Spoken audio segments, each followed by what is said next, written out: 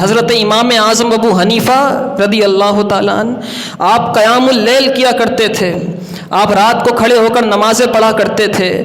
گرمی کا موسم آتا تو اپنے چھت پہ کھڑے ہو کر اتنا طویل قیام فرماتے, اتنی دیر تک کھڑے رہتے کہ دیکھنے والے سمجھتے تھے اندھیرا تھا, روشنیاں نہیں ہوا کرتی تھی. دیکھنے والے یہ سمجھتے تھے کہ امام اعظم کی چھت پر کوئی ستون بنا ہوا ہے, کوئی کھمبا ہے جو امام اعظم کی چھت پر ہے. تو امام اعظم ابو حنیفہ رضی اللہ تعالیٰ عنہ کے گھر کے پڑوس میں ایک گھر تھا جہاں پر ایک چھوٹا بچہ تھا, اس کے والد تھے, وہ رات کو چھت پہ آ کے سویا کرتے تھے.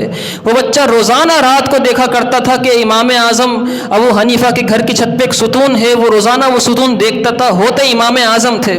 وہ دیکھتے دیکھتے اس کی آنکھ لگ جاتی, سو جایا کرتا تھا.